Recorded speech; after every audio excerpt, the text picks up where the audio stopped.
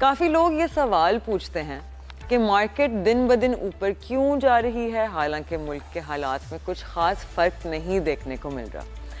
اس question کا جواب دینے کے لیے میں آج آپ کو بتاؤں گی about macro economics. Macro economics ہوتی کیا ہے؟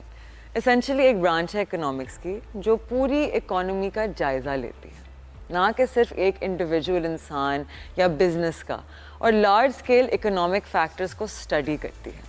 لارج اسکیل اکنامک فیکٹرز کا میرا مطلب ہے G D P, gross domestic products.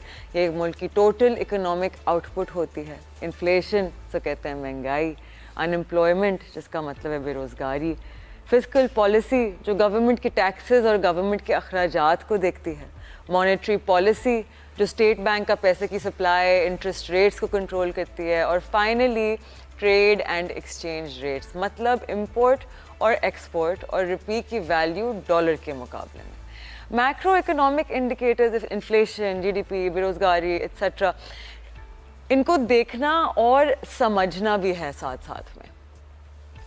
Pakistan کے حالات اصل میں کووڈ کے بعد بہت برے ہو گئے تھے اکنامکلی. ہمارے جتنے میکرو اکنامک انڈیکیٹرز تھے جس کے بارے میں میں نے بات کی وہ نیگیٹو ہو گئے تھے. الیکشنز کے بعد جب یہ گورنمنٹ فارم ہوئی تو پھر پاک فوج کے ساتھ مل کر, ان کی مدد لے کر, this government implemented certain policies اور کچھ ایکشنز لے گئے جس کی وجہ سے ہمارے ملک میں اکنامکلی بہتری آئی. اب پلیز یہ سمجھے کہ میکرو اکنامک انڈیکیٹرز چینج ہونے میں, پازیٹیو یا نیگیٹو ہونے میں ٹائم لیتے ہیں. اس کے جو اثرات ہوتے ہیں ایک عام شہری کے اوپر اثر انداز ہونے میں ٹائم لگتا ہے.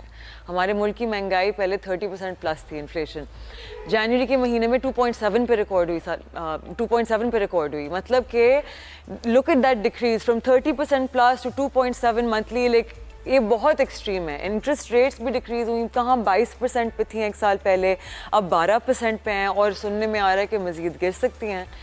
ہمارے ریمیٹنسز انکریز ہوئے. حکومت نے اسمگلنگ اور ڈالر کی ہورڈنگ, اللیگل منی ٹرانسفرز, حوالہ, بہت سختی سے کریک ڈاؤن کیا ان ساری چیزوں پہ. تو ان سارے ایکشنز کی وجہ سے جو ہمارے گورنمنٹ نے لیے ہیں ہمارے اکنامک انڈیکیٹرز پازیٹیو ہوئے. اور اس کا سب سے پہلا افیکٹ ہماری پیاری اسٹاک مارکیٹ میں نظر آتا ہے جو پچھلے سال پچھلے کوئی ہفتے کچھ بیماری کا شکار ہوئی تھی.